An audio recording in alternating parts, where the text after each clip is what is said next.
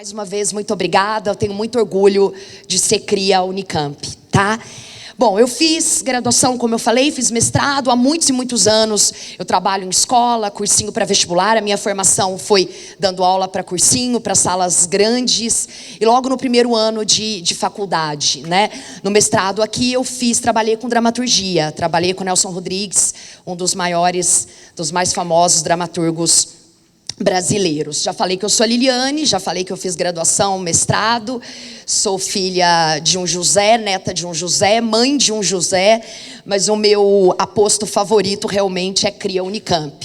Olha que coisa horrorosa. Meninos, meus alunos, não contem que essa foto foi tirada há mais de 20 anos atrás. São meus amigos, a gente tirou essa foto no IEL, né, no Instituto de Estudos da Linguagem, aqui da Unicamp, quando a gente estava se preparando para fazer, tanto é que tem alguns já com vestidos caracteristicamente para tirar a famosa foto de formatura, tá? Então, realmente, a maioria deles são meus amigos, amigos que vocês farão aqui também, eu tenho certeza. Bom, eu fiz questão de colocar gramática entre aspas, acho que vocês já sabem por quê, já desconfiam, né? Felizmente, ainda bem, o modo como a Unicamp cobra a língua portuguesa na sua prova de língua portuguesa é bem diferente, é maravilhosa, é a cara dessa universidade sensacional, e é por isso que eu fiz questão de colocar aspas ali na gramática. Só para organizar um pouco a minha fala, né? Eu pensei em deixar claro o quanto a minha fala de hoje, é claro que ela não se limita. Pensei em deixar claro o quanto eu vou deixar um para casa aí para vocês, nesse tempinho que falta daqui até a prova. Quero falar um pouquinho sobre o aspecto ideológico, digamos assim, da prova de língua portuguesa da Unicamp, e daqui a pouco eu vou deixar bem claro o que eu estou chamando sobre ideológico, é óbvio, né?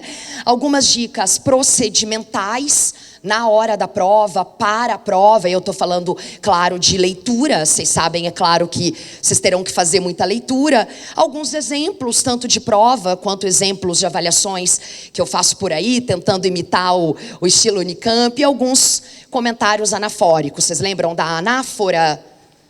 Sobre isso, o isso é um exemplo de anáfora. Lembra aquele termo técnico que se refere a algo que já foi dito, que já foi expresso no texto? Então, se houver tempo, a Lu vai me ajudando aqui, porque eu falo demais, balanço demais os braços, mas se houver tempo, ao finalzinho, eu retomo tudo o que eu disse. Se não houver tempo, não tem problema também, tá? O que eu quero dizer com a indicação de caminhos?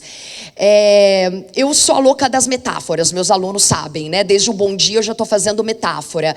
Eu acho que uma metáfora muito válida para vocês que estão se preparando para uma prova é a do atleta. Vocês já devem ter ouvido isso. Eu não tenho nenhuma vergonha de ser mais uma a repetir essa metáfora.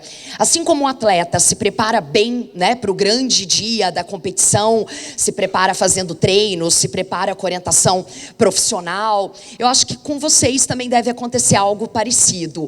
Eu não estou me referindo, é claro, àquele treino mecânico, automatizado, né? Aquele vestibulando que faz trocentos simulados e depois só olha lá a nota dele e guarda aquele papel. Não é de um treino mecanizado e sem sentido do qual eu estou falando. Estou falando de um treino qualitativo. Então, por exemplo, imagine que você vai participar de uma maratona, de uma corrida.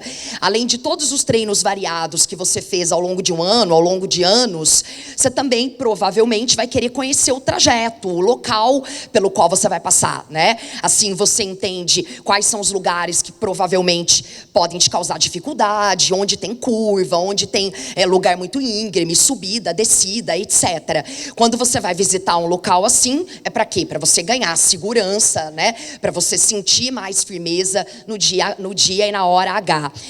A minha indicação, o meu para casa, minha tarefa de casa nesse 1 mês e meio aí que vocês têm pela frente façam esse para casa usufruindo de todas as maravilhas que a própria Conveste oferece para vocês no site dela. Eu estou me referindo ao link anos anteriores, vestibulares anteriores, né? Uma das razões pelas quais eu me orgulho tanto de estar aqui é inclusive o cuidado que o pessoal tem em oferecer a vocês informações sobre a prova, né? Então, os exemplos das provas passadas, as alternativas adequadas, as alternativas corretas, o comentário de por que era aquela alternativa e não as outras. No caso da segunda fase, tem exemplos de expectativa da banca. Isso é maravilhoso, gente, né? Você pegar uma prova dos 5, 6, 7, 8, 10 anos passados e se imaginar ali no dia da sua prova. Você acertaria? Se sim, ok. Se não, por que você teria errado, né? Por que você assinalou o item B, mas na verdade a banca está explicando que era o item A? Por que não era o item B que você assinalou? No caso das respostas da segunda fase, como eu disse, eu acho crucial você ter uma ideia de como vão te avaliar, né? E isso está muito bem contemplado na expectativa da banca. Olha, esperávamos que o aluno fizesse isso, esperávamos que o aluno respondesse dessa maneira. Assim como na vida real, quando a gente sabe que a gente vai ser avaliado e quando a gente conhece esses critérios de avaliação, é claro que a gente transforma isso numa ferramenta de poder, né? Imagina que você vai lá participar de uma competição de dança. O seu grupo vai participar de uma competição de dança ao final do ano.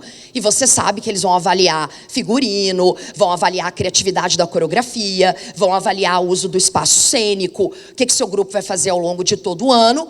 Cuidar da coreografia, cuidar do figurino, dar uma olhada se está todo mundo ocupando bem, de forma talentosa e qualitativa, o espaço cênico. Então a comparação é exatamente essa, tá? Não deixem de fazer isso, é sério. Coloque aí na sua agenda, coloque aí no seu planejamento, visitar o site da Conveste, estudar, ler todas as provas que você conseguir, que houver tempo suficiente de anos anteriores, tá bom? Com relação ao segundo item da minha fala, aspecto ideológico da prova, Lelica, como assim? O que você quer dizer com isso?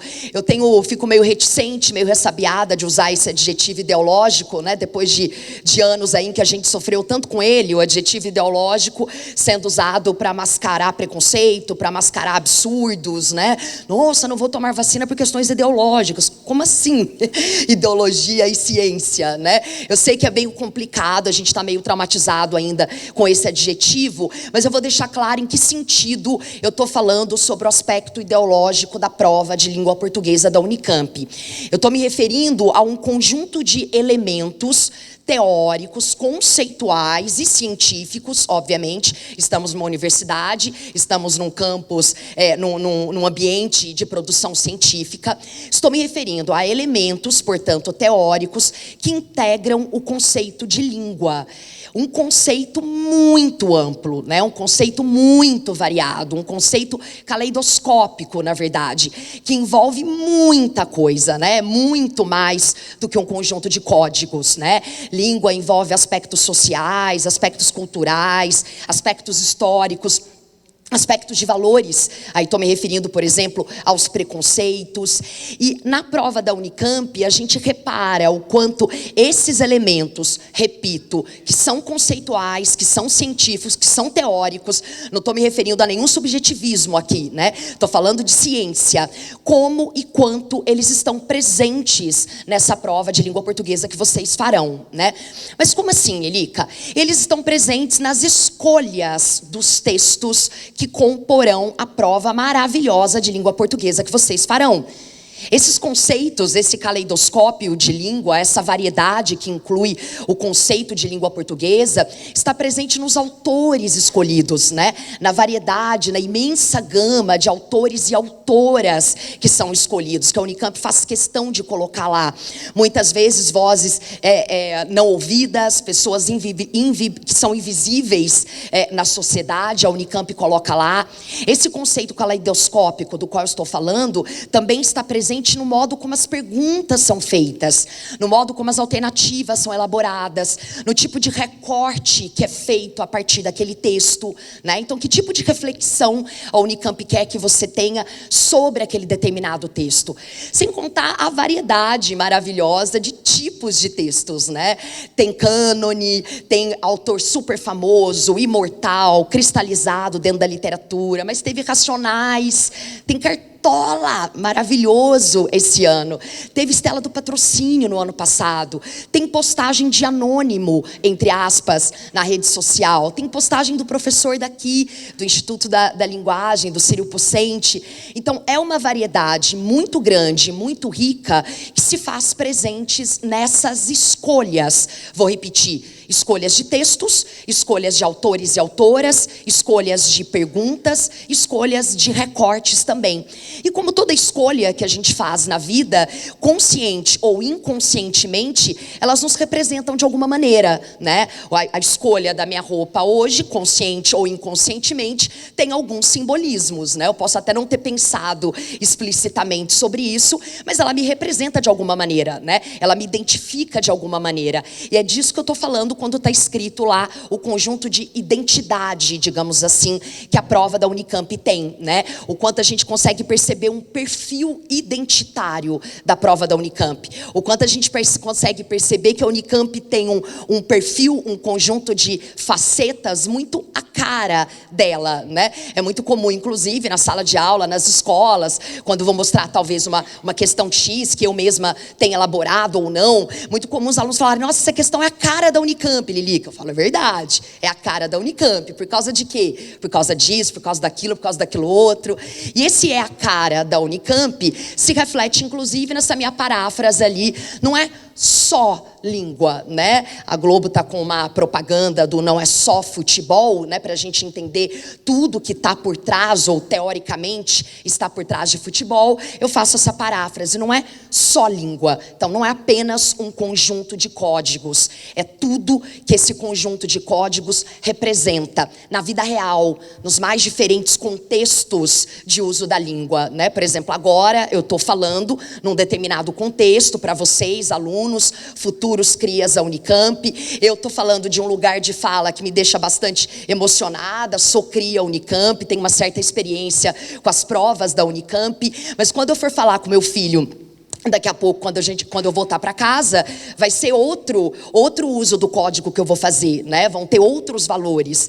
A língua varia também de acordo com a finalidade, né? Quando você fala com a sua mãe para pedir determinada coisa, o seu tom de voz é diferente, o vocativo que você usa é diferente, né? Então é dessa variedade que se faz representada nas provas da Unicamp que eu estou falando, a qual eu estou me referindo, né?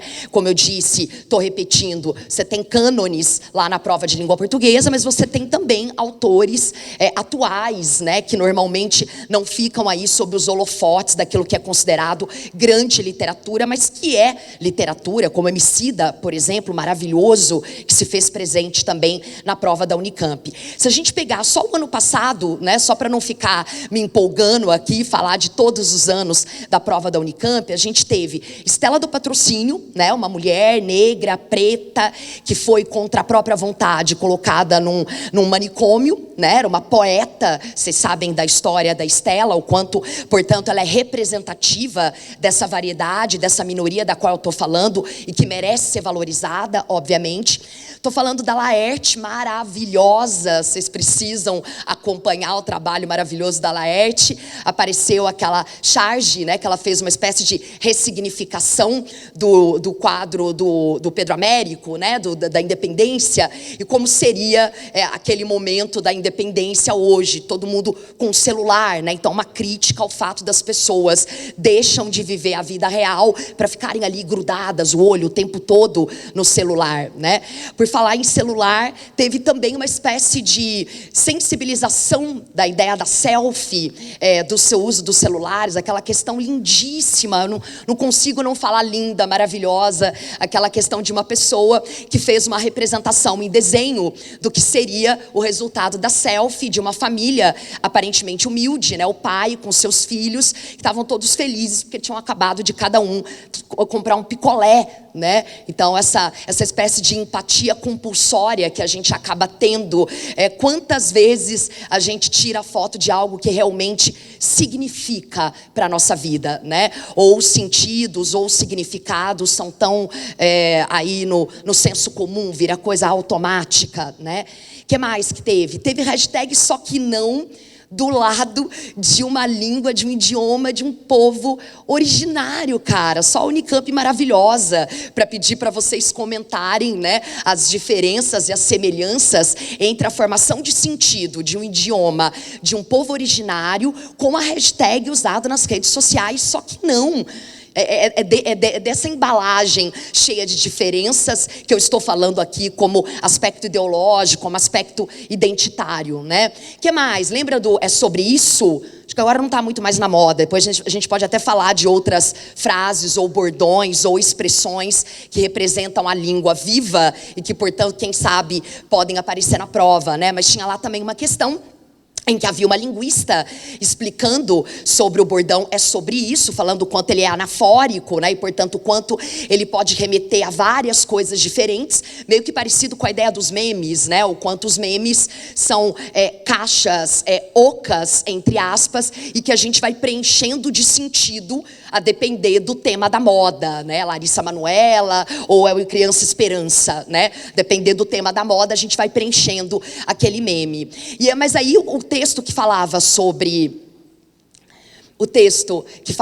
isso, sobre o só que não, aproveitava, inclusive, e falava sobre a ideia da positividade tóxica, né? O fato das pessoas nas redes sociais quererem se sentir, serem as melhores, os mais felizes, os mais alegres, o quanto isso é ruim, obviamente. Teve muita coisa, né? Aquelas questões, segunda fase maravilhosa, sobre aporofobia, uma palavra nem dicionarizada ainda, né? A aversão ao pobre, o quanto os espaços públicos, hoje em dia, são apenas espaços para aqueles que podem consumir, o quanto um banco de praça pública, na verdade, agora tem ferros, é muito comum, né? Para as pessoas não dormirem ali. Aquela expressão que na época que eu era criança, a gente ouvia dos meus pais, fulano, coitado, tá com problema de grana, daqui a pouco vai morar embaixo da ponte. Hoje em dia, nem morar embaixo da ponte mais a nossa sociedade permite que a pessoa vá, né? Toda vez que eu passo ali, não sei se todo mundo é de Campinas, toda vez que eu passo ali perto do Laurão, sabe o viaduto do Laurão, ali na Princesa do Oeste, toda vez eu falo, cara, a gente falhou muito como sociedade. Vocês sabem do que eu estou falando? O que tem embaixo do Laurão? Aquelas pedras pontiagudas que são colocadas lá exatamente para as pessoas não poderem nem deitar embaixo da ponte. A Unicamp fez vocês pensarem sobre isso.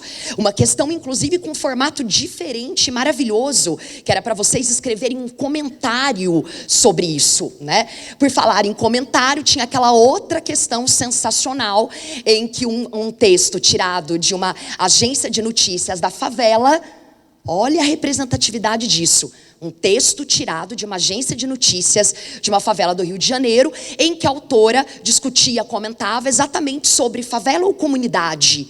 Porque é muito mais do que língua, não é só língua, né? As palavras estão carregadas de valores, de significados. Mas na visão daquela autora, moradora de uma favela / comunidade, ela defendia que de nada adianta a gente mudar a nomeação se na prática pouco ou nada é feito para mudar a realidade daquelas pessoas, né? E também vocês tinham que escrever um comentário se colocando como um morador de uma favela ou de uma comunidade, mostrando os preconceitos pelos quais você já passou.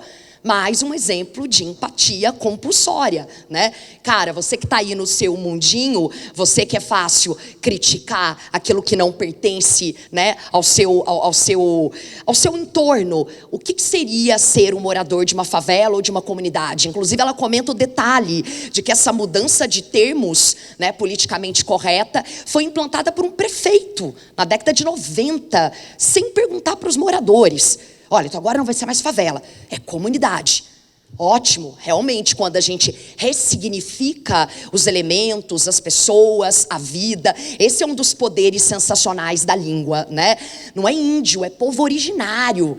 Falar com a boca cheia, né? É o mínimo de ressarcimento histórico que a gente faz para esse povo, né? Não é escravo, é escravizado, porque faz toda a diferença o sufixo ado, né? Deixa claro que aquele indivíduo foi vítima de um processo contra a própria vontade. Diferente de escravo, que parece que a pessoa já nasceu assim, né? Mas naquele texto especificamente, voltando ao que eu estava dizendo, ela defendia, olha, de nada adianta, né? As pessoas mudarem a forma de falar, se na vida real, se na prática, quase nada se faz para mudar a realidade delas. Então, eu poderia ficar aqui pagando pau várias vezes, dando vários exemplos de questões, mas eu vou deixar para vocês. Vocês verão com os próprios olhos, porque todo mundo aqui vai cumprir essa tarefa de casa, que é pegar essas provas dos anos anteriores e se colocar nessa situação de simulando a vida real, o dia D. Tenho certeza que vocês farão isso, tá?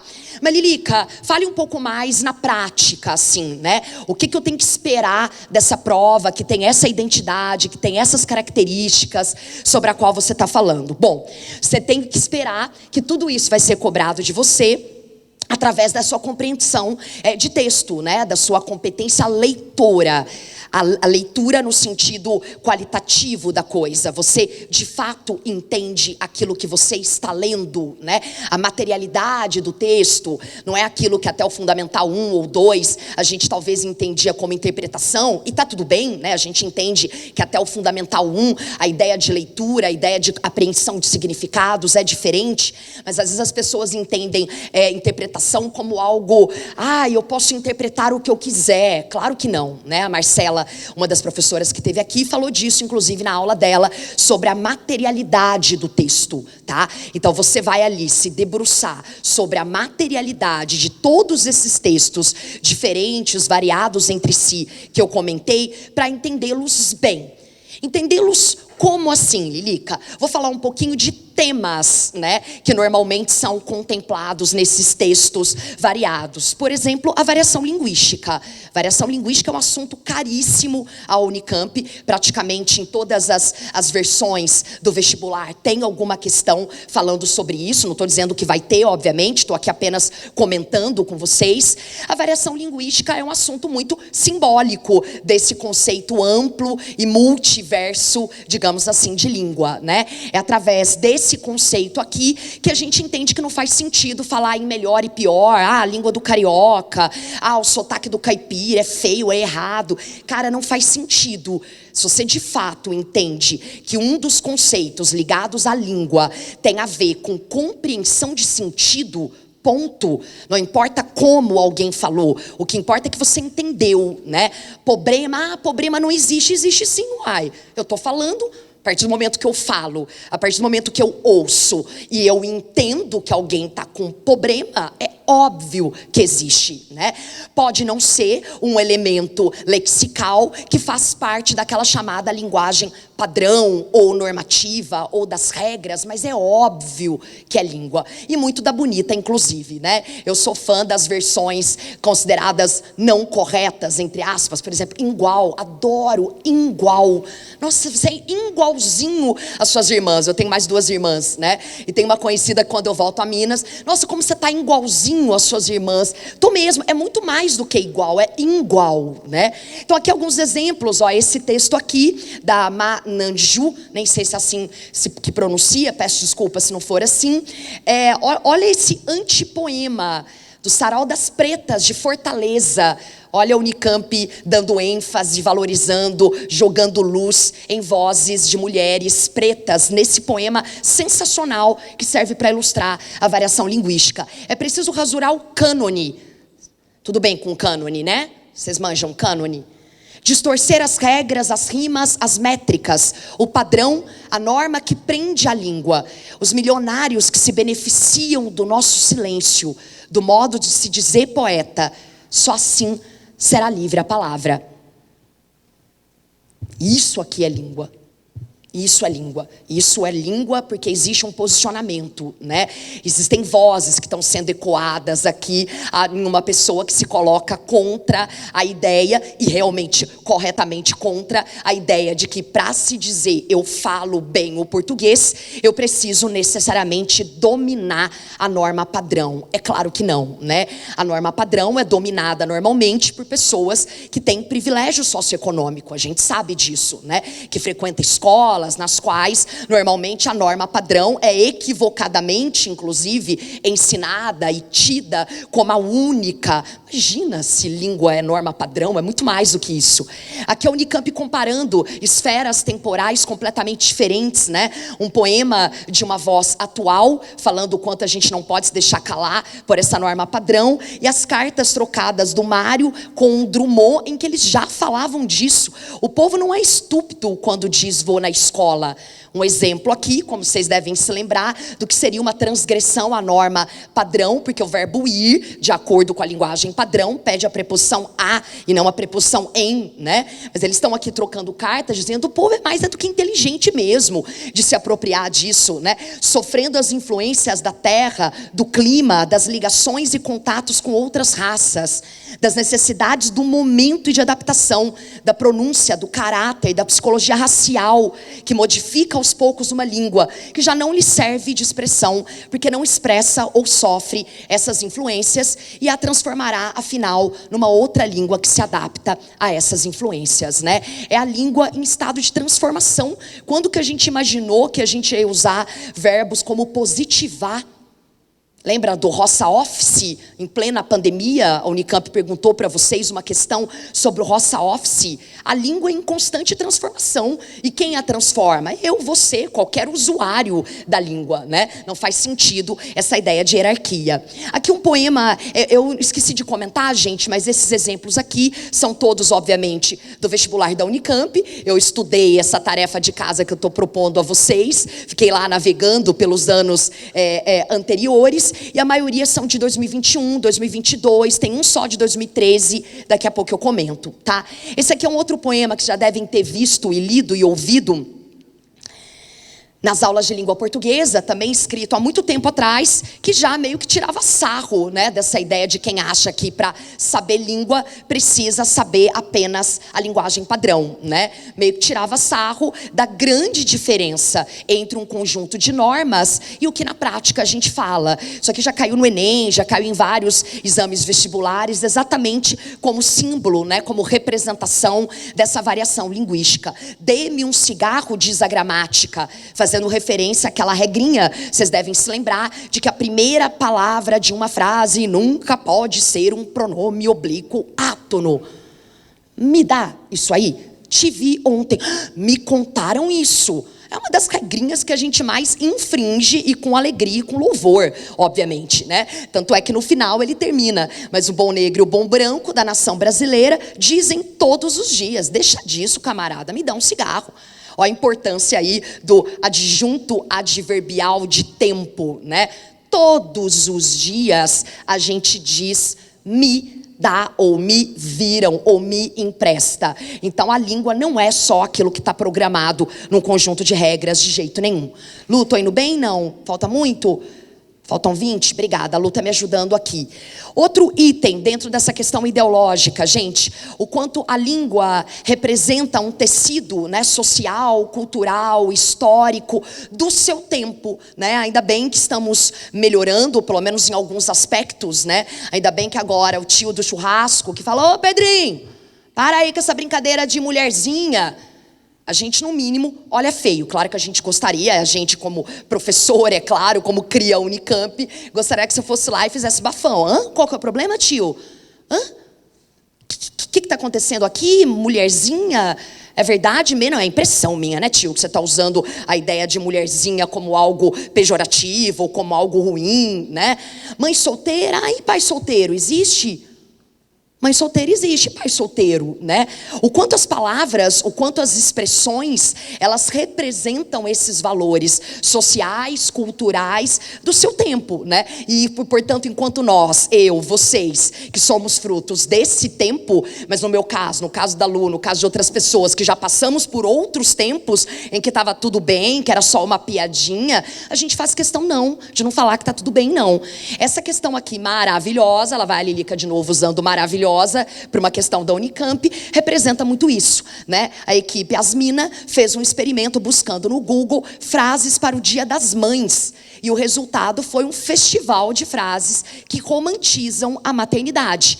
Ativaram então sua caneta desromantizadora para corrigir essas frases que estamos tão acostumados a ouvir e muitas vezes, infelizmente, apenas reproduzir, né? Então, mãe, é trabalho muito difícil do mundo. Não. Mãe, um trabalho não remunerado e muito explorado. Ser mãe é padecer no paraíso. Mãe também quer curtir o paraíso. Por que não? Mãe é natural, profundo, não estou enxergando muito bem, e eterno, né? O amor materno. Construído e social, bora desconstruir o amor maternal, né? Então, tudo bem, a gente ouvia isso antes, a gente sabe que a pessoa que reproduz essas frases, né? Talvez venha de uma época em que isso era naturalizado, mas língua também é desnaturalizar o absurdo, é desromantizar o que não pode ser romantizado, né? E aqui a gente teria vários outros exemplos do quanto essas expressões colocam a mulher num plano, né? Na maternidade, em que o homem, por exemplo, não é colocado, né? O quanto as palavras, o quanto as expressões são muito misóginas, e basta a gente perceber, querer perceber e possivelmente mudá-las. Tá? Tem mais, tem essa língua, agora eu estou no ponto 2.3, é a língua enquanto reflexo sociocultural, mas que também se personifica, que também se individualiza a partir do que aquela pessoa quer dizer, pretende dizer, né? Então, quem é você no mundo, na sociedade? Você faz questão de usar um termo ou outro, né? Você acha que o que aconteceu lá na Boate Kiss, lá em Brumadinho, lá em Mariana, foi uma tragédia? Você vai simplesmente reproduzir esse termo, porque todo mundo usa esse termo para falar desses acontecimentos? Ou foi um crime? E eu não estou falando só de uma troca de palavras. Eu não estou falando só de um código. Como eu disse, é muito mais do que código, né? Então, que tipo de escolha individual você vai ter? E com o tempo, quem sabe, essa escolha passa a ser coletiva, né? Passa a ser de muitos. Esse texto aqui, ó, no mundo dominado por homens, a mulher é tratada como um ser diferenciado, que merece uma designação especial. Enquanto a expressão o homem pode equivaler ao ser humano, como na frase o homem é mortal, a expressão a mulher só se refere aos seres humanos do gênero feminino. A língua também revela um tratamento diferente dado à mulher na sociedade ao conter designações específicas para elas, inexistentes para o homem. Assim, a mulher de um chefe de governo é chamada de primeira-dama, mas o marido de uma mulher que desempenha aquele cargo não é chamado de primeiro cavaleiro. Conta-se que Cecília Meirelles recusava a designação de poetisa por achar que esse termo não tinha a mesma conotação de poeta usado para os homens. Ao contrário, soava até pejorativo. Por outro lado, Dilma Rousseff exigia que a tratassem por presidenta, para enfatizar que quem ocupava o cargo do chefe era finalmente uma mulher. Então não é só língua, é tudo que ela representa, né? E eu, você, cada um de vocês aqui, temos essa capacidade, né, de fazer do uso da língua uma bandeira, como ela tem que ser mesmo, política, social e cultural. Porque a gente não está falando apenas de palavras, né? Por isso o exemplo da Cecília, por isso o exemplo da Dilma Rousseff. Tá? Que mais? Essa questão 8, em que você tinha que perceber qual era o sentido, o significado da palavra cafona para Fernanda Young. Então estamos ainda falando daquele perfil de língua em que o sentido, que é o que mais importa, obviamente, é produzido nos mais diferentes contextos, pelos mais diferentes autores, e é óbvio que na leitura da prova você precisa considerar isso. A Unicamp até te dá lá, né, um significado resumido, o que seria cafona fora desse contexto. Mas atenção, né, daqui a pouco eu vou falar com vocês, essa releitura do significado salienta o quê? Então, ler o trecho da Fernanda Young e entender o que para ela, naquele contexto político, social, cultural que ela estava vivendo, foi pouco antes, inclusive, do falecimento dela, né? O que representa na visão dela ser cafona? E aí você vai interpretar, entender e vai assinalar a alternativa em que tem o adequado significado com relação a isso. Porque língua não é só dicionário. Língua não é só um significado para uma palavra. O cafona da Fernanda Young pode não ter nada a ver com a sua ideia de cafona e tá tudo bem, né? É disso que a gente está falando. O que mais? 2.4, os componentes gramaticais. Ih, gramática, Lilica, por que você usou aspas na gramática, né? Como assim? A gramática aparece na Unicamp? Aparece Mas felizmente, como está escrito aí, como vocês podem acompanhar o meu raciocínio, apenas de uma maneira em que determinado elemento gramatical, seja uma regrinha de sintaxe, seja uma regrinha de acentuação gráfica ou de regência, interfere naquilo que a gente entende. Essa é a condição para a Unicamp avaliar de vocês ou cobrar de vocês em algum aspecto, seja de identificação, seja de explicação. Como é que às vezes você saber uma regrinha de acentuação gráfica, uma regrinha de crase, pode influenciar naquilo que você está entendendo. É isso. Então, a grande finalidade, o grande sentido é ser entendedor muito bom do sentido, né? É outra frase, quem é meu aluno sabe que é uma das frases que eu mais falo, né? Precisa fazer sentido, gente. Vocês entenderam essa regência? Agora, vamos entender como é que nesses contextos os sentidos são diferentes. A diferença de sentido em assistir o filme e assistir ao filme. A diferença se você escreve, ele estuda à noite e coloca aquele acento indicador da crase, ou você escreve, ele estuda à noite, sem o acento indicador da crase. Muda muita coisa, né? O adjunto adverbial de tempo, num caso, vira complemento verbal, o que ele estuda? E aí o sentido é completamente diferente. Essa questão aqui, maravilhosa, lá vou repetir o maravilhosa, por uma questão da Unicamp, do nosso professor, Lu teve aula com ele, o Círio Pocente. O do professor, uma postagem, uma rede social, dizer que Caetano falou X, porque é um leonino vaidoso, quer dizer que todo leonino é vaidoso, se leonino vaidoso, ou quer dizer que ele pertence a um subconjunto de leoninos, os vaidosos, o que dá no primeiro caso, leonino que é vaidoso, e no segundo, leonino que é vaidoso. Ih, Lilica, não entendi. Isso é gramática. Mais especificamente, elementos ligados à oração adjetiva e à vírgula. O quanto a vírgula numa determinada frase pode mudar completamente de sentido. É a gramática atrelada ao sentido. Vamos lembrar disso? Vocês lembram? Ó, a gente está no metaverso dos períodos compostos. Calma, que a gente vai, é uma viagem do metaverso rápida, tá? Lembra dos períodos compostos? A substantiva, adjetiva, adverbial? Por que elas recebem esse nome? Tem que ter sentido, tem que ter lógica, Lilica. Porque elas desempenham a mesma função que um substantivo desempenharia, no caso da oração substantiva, né? Ou que o adjetivo desempenharia, no caso da oração adjetiva, que é a que nos interessa para a gente voltar lá naquela questão do Círio, né? Separei os livros que estão velhos. Eu tenho aqui um formato oracional, porque tem um conjunto de ideias girando em torno de um verbo, né? Por isso que o período é composto, são duas orações. Essa oração é uma adjetiva, que ela poderia, inclusive, ser trocada pelo adjetivo velhos. Separei os livros velhos, por isso que ela é adjetiva. Tá bom, Lilica, o que mais para a gente entender aquela questão do Círio? Vocês lembram que existem dois tipos de orações subordinadas adjetivas, né? Os latifúndios, que são improdutivos, serão desapropriados pelo governo. Eu sempre uso esse exemplo de questão, uma questão antiga que já apareceu na prova da Unesp, mas que ilustra bastante isso aqui que eu preciso mostrar para vocês, para depois a gente voltar para a questão da Unicamp, para a questão do Círio. Ó, tem a oração adjetiva explicativa, que é aquela que está intercalada por vírgulas. E tem a oração subordinada adjetiva restritiva, é aquela que não tem vírgula. Mas não é só de vírgula que a Lilica está falando. A gente está falando da grande diferença de sentido que há quando você coloca vírgulas e, portanto, está produzindo uma oração adjetiva explicativa, e quando você não coloca vírgula. Eu comento com os meus alunos que dá para perceber essa diferença de sentido pelo próprio modo como você lê.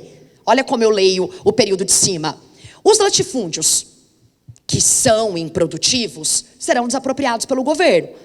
Olha como é que eu leio o período de baixo. Os latifúndios que são improdutivos serão desapropriados pelo governo. Então, a minha pausa, que eu sou teoricamente, né? Claro que a vírgula tem várias funções além da ideia de pausa, óbvio, né? Mas a pausa que as vírgulas me obrigam a fazer já me ajudam a entender que eu estou produzindo sentidos diferentes. E daqui a pouco a gente volta na questão do Círio. Vamos andar um pouquinho mais? Olha a pergunta, ou parecida com essa, que a Unesp fez. Só para vocês entenderem que o que importa não é apenas dar nome, ou saber que uma tem vírgula, a outra não tem vírgula. O que importa é entender a diferença de sentido. Se você fosse um integrante do MST, do Movimento do Sem Terra, qual dos dois períodos, o 1 ou o 2, você preferiria encontrar como manchete de jornal? E se você fosse um latifundiário de terras produtivas, terras que produzem, qual dos dois você preferiria como manchete? Vamos lá? Sou integrante do MST. Eu vou preferir com vírgula, explicativa, ou sem vírgula? Com vírgula, yes. Por que eu vou preferir com vírgula? Porque eu estou dizendo que todos os latifúndios são improdutivos. A presença das vírgulas, e por isso que ela é chamada explicativa, produz uma semântica de generalização. É como se houvesse um ou seja ali. Os latifúndios, ou seja, terras improdutivas serão desapropriados pelo governo. Para nós que fazemos parte desse movimento, considerar que todo e qualquer latifúndio necessariamente é improdutivo é melhor, mais terras serão desapropriadas. Agora, se eu sou uma latifundiária de terras que produz, e portanto acho injusto a minha terra produtiva ser desapropriada, é óbvio que eu vou preferir o segundo período, né? Porque no segundo período, por isso que ela chama restritiva, tem que fazer sentido de todos os latifúndios, só os improdutivos serão desapropriados. Então é uma parcela, como o meu não é improdutivo, tô de boas. É disso que aquela questão tratava. Você lembrava a diferença entre usar vírgulas ou não usar vírgulas numa questão em que você está adjetivando, caracterizando, né? O que faz com que a gente entenda que a alternativa correta, depois vocês vão ler com mais calma, que vocês vão fazer o meu para casa, só podia ser a letra C. Olha que sensacional, olha que genial o enunciado. Entre os comentários da postagem, qual deles responde corretamente a pergunta do autor? Então, é a língua se fazendo presente na vida real, na rede social, né? O professor Círio, como linguista, queria brincar, queria perguntar, e aí? Vocês sabem a diferença de sentido, né? Parece um detalhe, mas quem está criticando o Caetano, porque parece que é uma crítica ao Caetano, precisa ver qual que é o sentido que ele quer. Ele quer dizer que o Caetano é um vaidoso dentre o conjunto de leoninos, ou ele, na verdade, é uma crítica a todos os leoninos. Todos os leoninos necessariamente são vaidosos, né? Então a gramática vai aparecer nesse sentido e nesse aspecto. Lu, quanto tempo eu tenho? Dá para dar mais um exemplo? Esse outro exemplo aqui eu adoro, gente. Esse aqui é de um vestibular bem antigo, mas assim, é uma das minhas favoritas. Eu brinco em sala que eu namoraria com essa questão, com certeza. Ela é muito metonímica, muito simbólica disso aqui que eu estou tentando passar para vocês. A gramática só vai aparecer se houver algum elemento, algum conhecimento dessa gramática, desse corpus considerado gramática, que ajude você a entender melhor as coisas, né?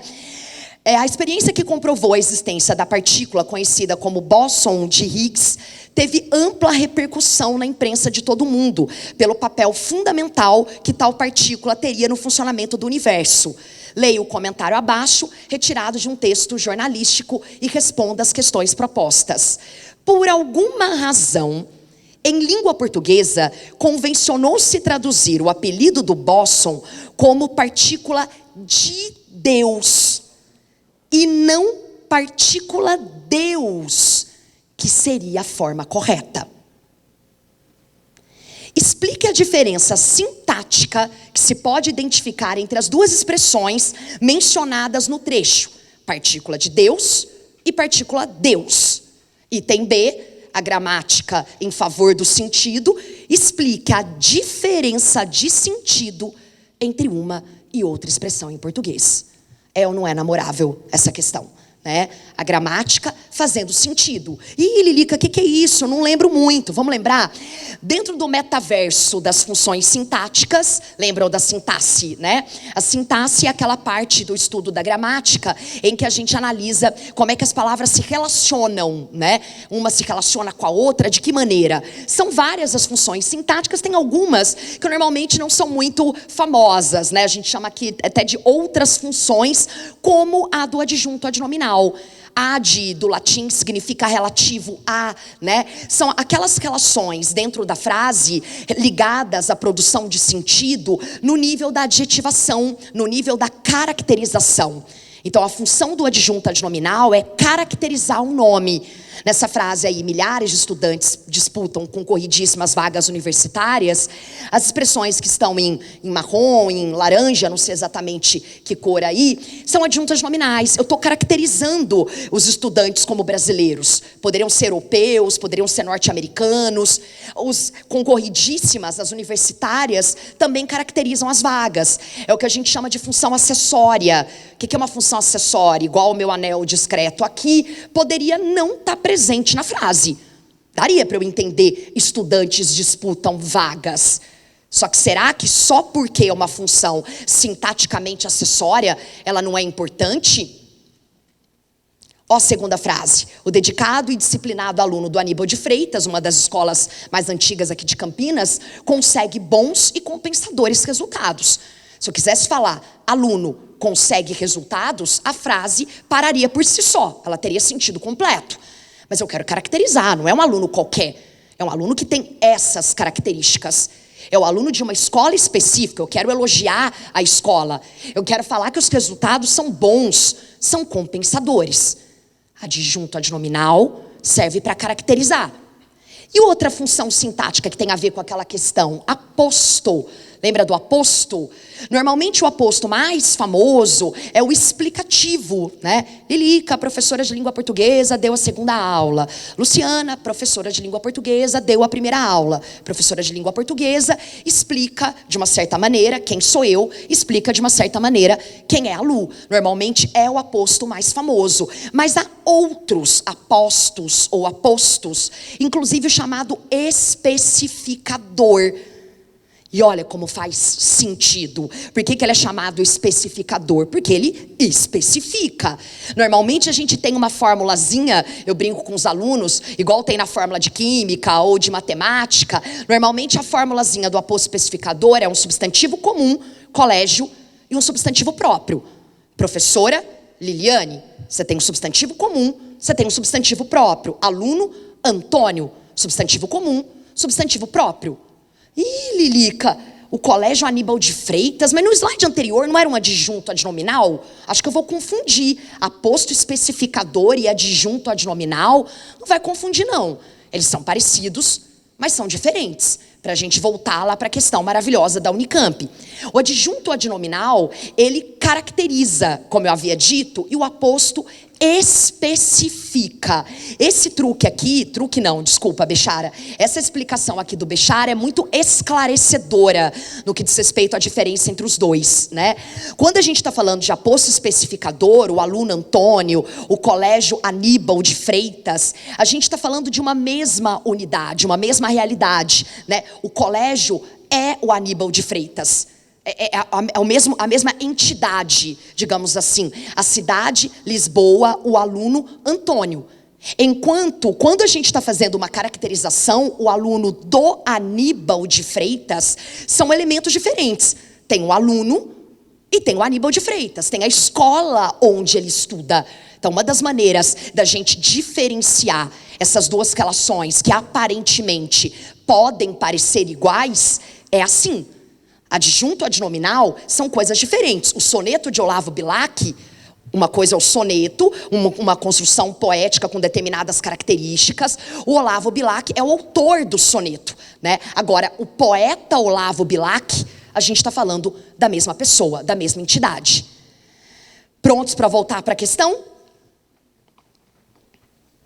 Qual é a diferença entre chamar uma partícula de Deus e de chamar uma partícula de Deus? Tem muita diferença, muita.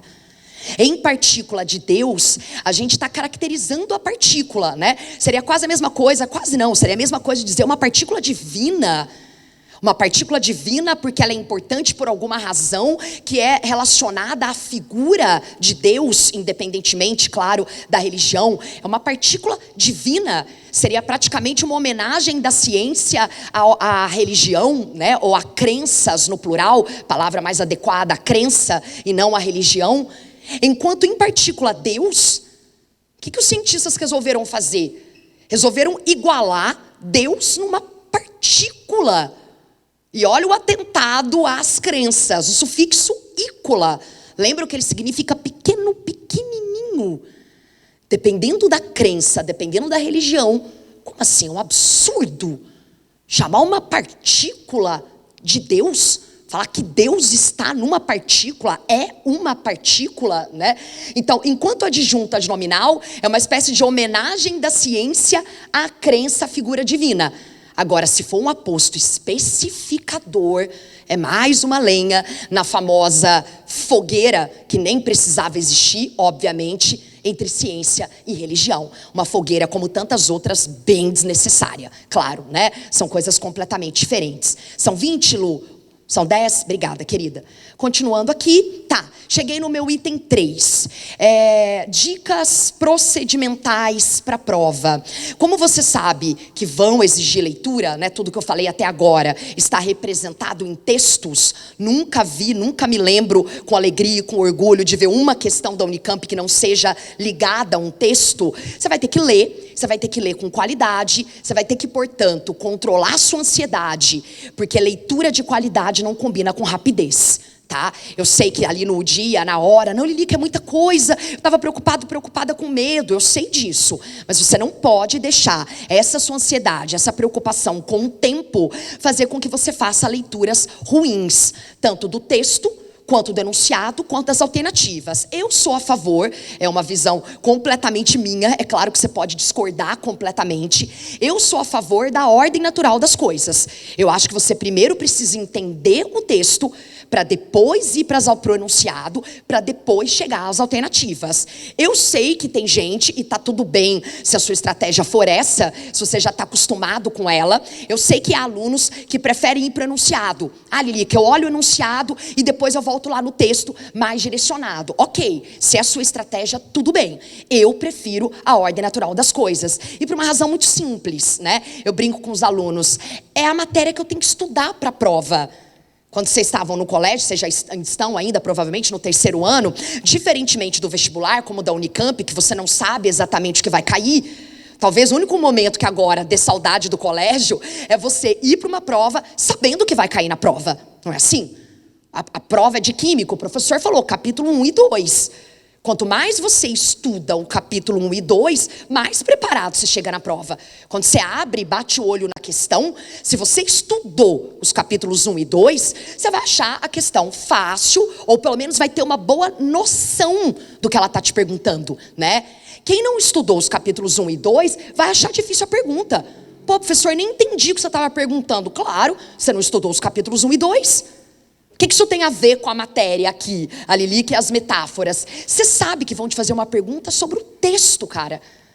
Não é melhor aprender, estudar a matéria da prova? Porque aí, quando você bater o olho no enunciado, você vai entendê-lo mais rapidamente. E aí, consequentemente, vai para as alternativas, no caso da primeira fase, mais seguro, mais segura. É só uma dica, é só um alerta. É claro que você deve também ir fazendo o caminho de volta. Aluno que fala assim, Lili, que eu fico sempre entre duas. Fico sempre entre a B e a D, por exemplo. Como é que eu faço? Ficou entre duas, vai fazendo o caminho de volta. Qual das duas será que responde mais adequadamente, mais especificamente à pergunta?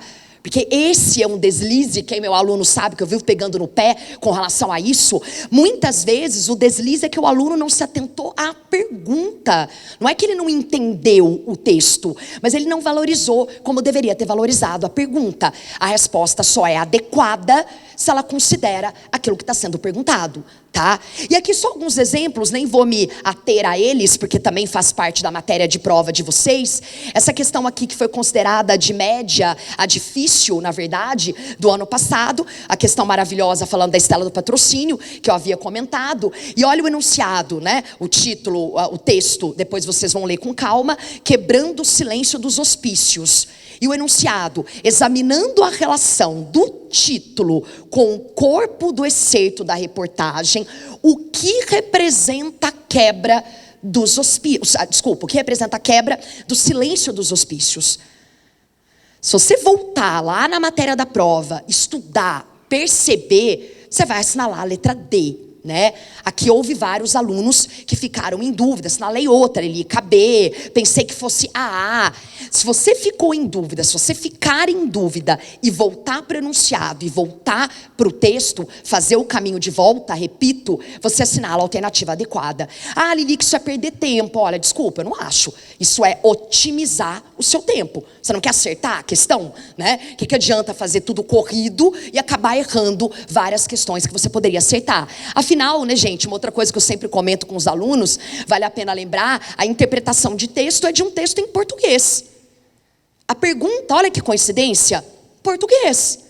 E as alternativas, dentre as quais você vai ter que escolher uma, bingo, português também, né? Então todos nós, obviamente, estamos preparadíssimos para acertar, para gabaritar as questões que cobram apenas essa interpretação de sentido, essa interpretação de texto, tá? Aqui também, olha, esse eu gosto aqui como exemplo para falar do quanto o enunciado, o aluno que não cuidou do enunciado, poderia acabar assinalando a alternativa. Vários alunos do cursinho vieram me perguntar, Lilica, por que a letra C? Eu coloquei a letra A.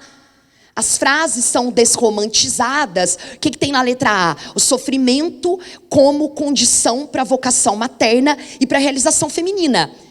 A letra A seria correta se a pergunta fosse sobre o que as frases originais representam. Mas a pergunta é, as frases são desromantizadas porque a equipe Asmina reconhece que... Então, na verdade, é uma pergunta ligada à razão pela qual a equipe Asmina resolveram desromantizar as frases, né? Na leitura desatenta ou na leitura não tão atenta, você pode realmente ficando na letra A de besteira, de bobeira, tá? Essa aqui é aquela questão que eu falei. Opa, peraí, deixa eu voltar aqui, gente, desculpa. Essa aqui é aquela questão que eu falei, que é maravilhosa, né? Essa aqui, as alternativas também te ajudavam bastante a perceber que só podia ser a letra A. É uma das questões mais lindas, na minha opinião, dos últimos anos, né?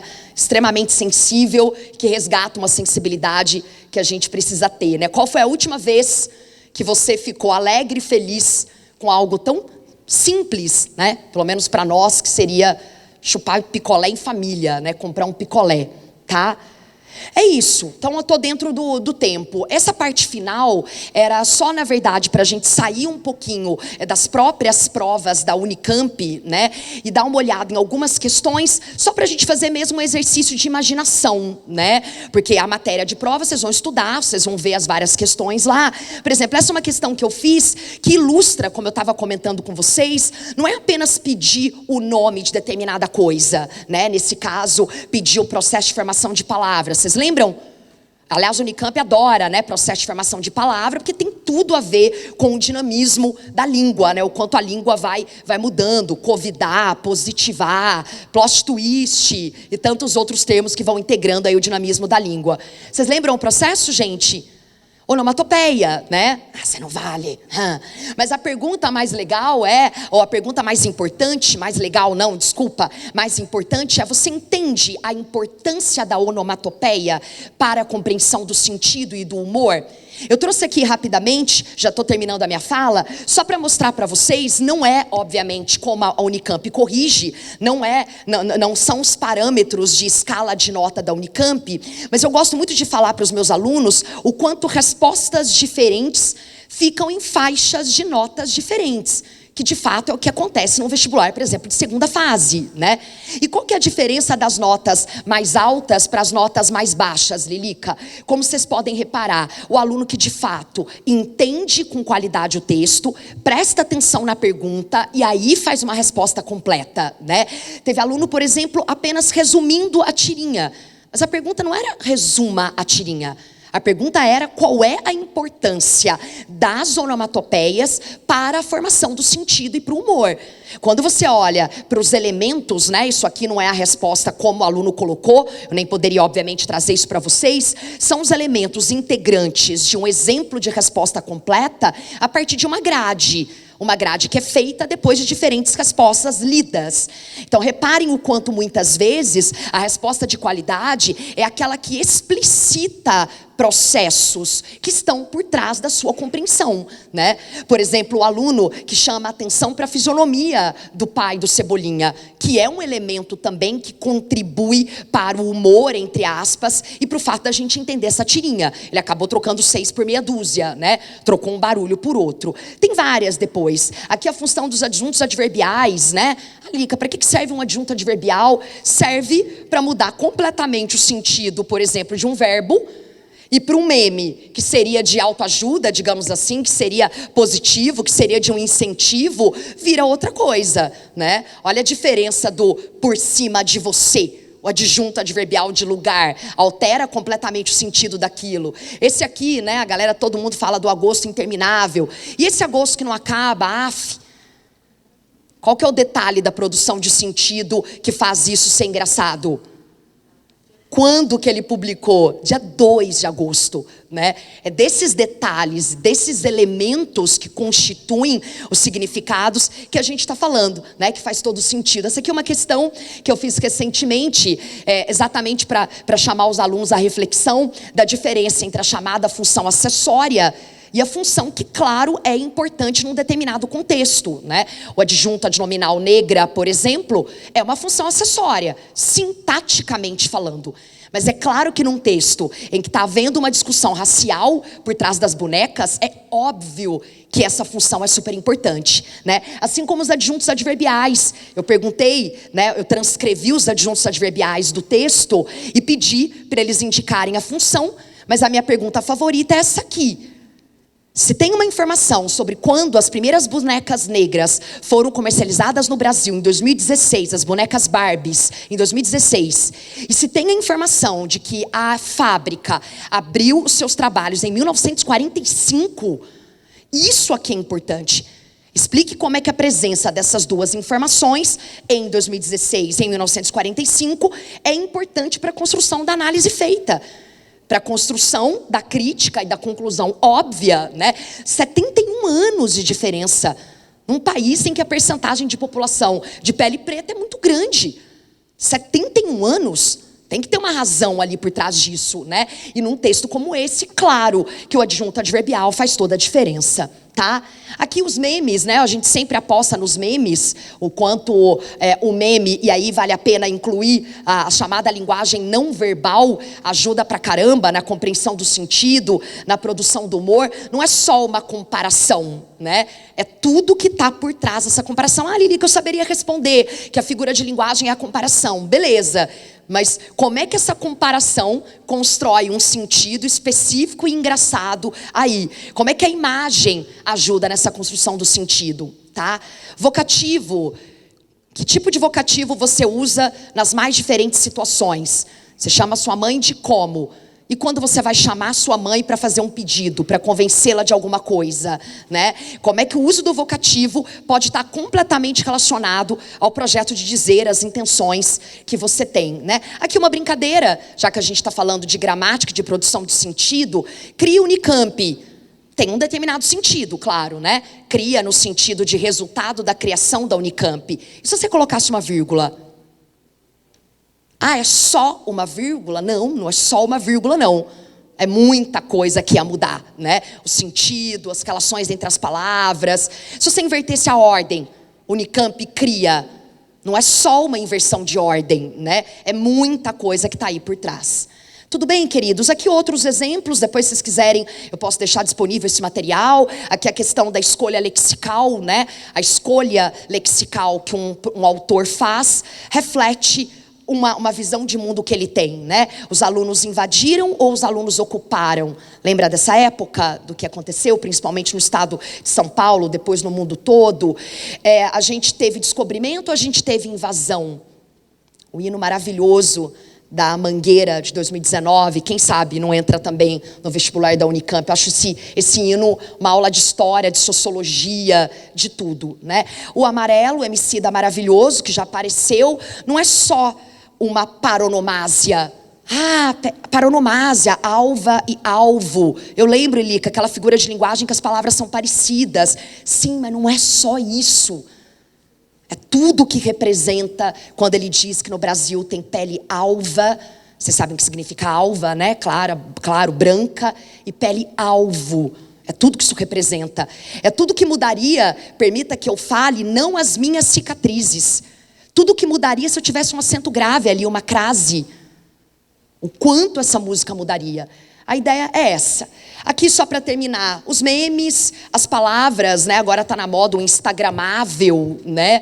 O quanto as palavras refletem, né? O que as pessoas estão vivenciando, o quanto você precisa de um conhecimento mínimo para entender as coisas, nem que seja ouvir falar do programa da TV Globo e saber que a Xuxa, a Angélica e quem mais?